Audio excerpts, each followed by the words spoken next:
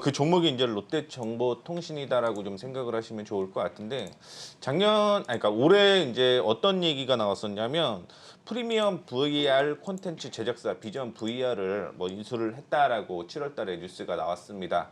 여기가 뭐냐면 사물이라든가 혹은 배경 같은 걸 실질적으로 사람이 왔을 때 좀 렉이 안 생기게, 그러니까 자연스럽게 할 수 있는 그런 기술을 좀 가지고 있다라고 보시면 좋을 것 같고, 이걸 통해서 이제 새로운 가상 베타버스 관련된 이슈, 그다음에 가상 회의 이런 쪽으로 계속적으로 좀 진출을 한다라고 생각을 하시면 좋을 것 같습니다. 뭐 이런 부분이 이제 실질적으로 매출로 잡히기 위해서는 아마 3분기 혹은 4분기에 매출로 인식이 될 가능성이 높다라고 보고 있는데, 메타버스 관련주들이 다 올라간 후에 좀 조정을 받을 때 롯데정보통신이 메타버스에 나중에 좀 들어오게 되면서 수혜는 못 받았다 이렇게 좀 생각을 하시면 좋을 것 같고, 어제 또 상승을 했던 종목 쪽으로 보게 되면 이제 전기차 충전소에 대한 얘기가 많이 좀 나왔었습니다. 근데 역시 롯데정보통신 같은 경우는 자동차 충전소를 만들겠다라고 얘기를 하고 있고요. 그렇게 되면서 종합 모빌리티 서비스 사업자를 진출을 하고 있는 상황이다라고 보시면 좋을 것 같습니다. 그동안 롯데정보통신 같은 경우는요, 세종의 자율주행 관련해서 면허를 좀 취득을 했어요. 그게 이제 올해 가지고 있는 부분을 좀 포함을 해서 자율주행 협력 주행 기술이 적용되어 있는 회사다라고 좀 생각을 하시면 좋을 것 같은데, 이 부분으로 테스트가 된다라고 한다면 전기 충전기 외에 안전 장비, 그다음에 스마트 인프라까지 모두 갖춘 아까 말씀드렸던 모빌리티 서비스 사업자가 될 가능성이 굉장히 좀 높다라고 좀 생각을 하시면 좋을 것 같고, 그다음에 요즘에 길거리를 돌아다니다 보면은 이제 아이스크림이 굉장히 좀 많이 이슈가 됐는데 거의 다 무인이다라고 좀 생각을 하시면 좋을 것 같습니다.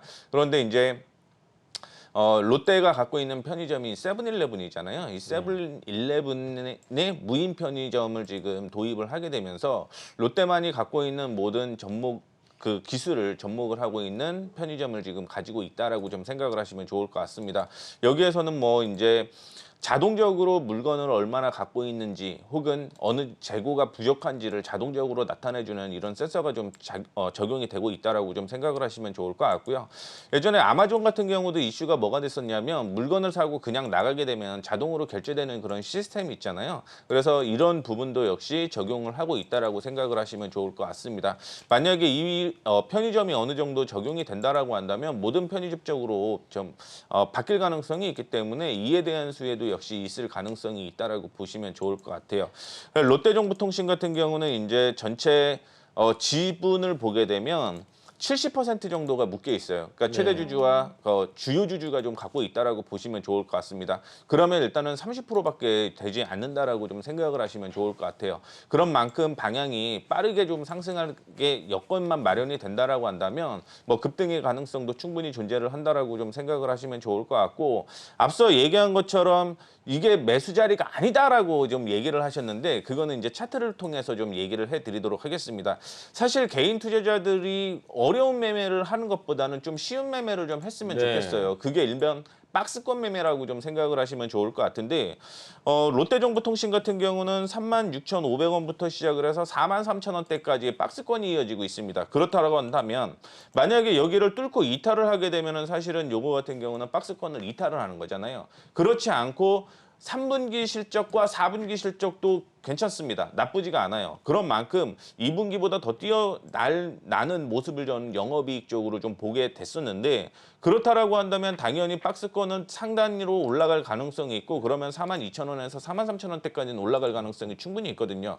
그렇기 때문에 지금 매수 자리가 아니라 매매하기 가장 쉬운 자리일 가능성이 있다라는 거를 좀 생각을 하시면서 뭐 롯데정보통신 좀 관심 있게 지켜보시면 좋을 것 같습니다.